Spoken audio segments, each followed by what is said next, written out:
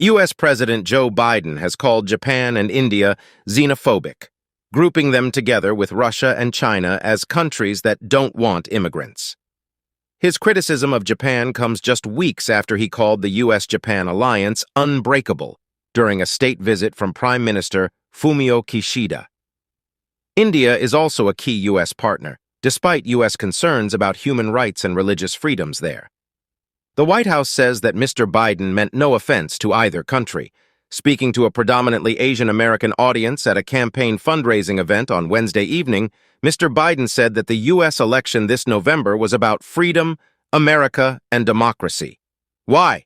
Because we welcome immigrants, he added. Think about it. Why is China stalling so badly economically? Why is Japan having trouble? Why is Russia? Why is India? Because they're xenophobic. They don't want immigrants. The BBC has contacted the U.S. embassies of Japan, India, China, and Russia for comment, but did not receive an immediate reply. The comments, however, have drawn criticism from observers in the U.S. On X, formerly Twitter, Elbridge Colby, a former U.S. Deputy Assistant Secretary of Defense in the Trump administration, wrote that Japan and India are two of our very stoutest and important allies. We should speak to them with respect, which they command and deserve, he added.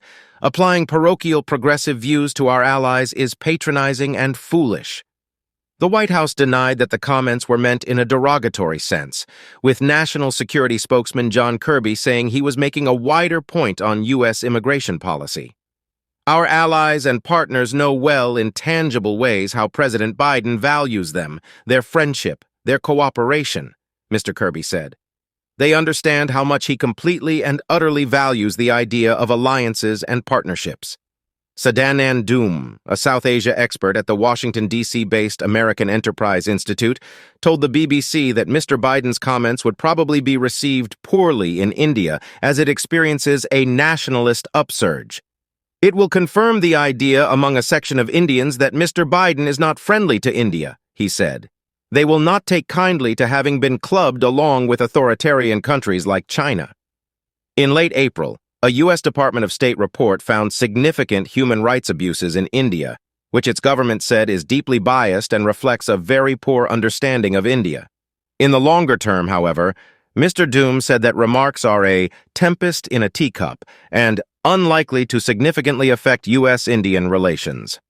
While Japan has for decades had some of the world's most restrictive immigration policies, it has recently sought to address a steadily shrinking population by facilitating the entry of foreign workers.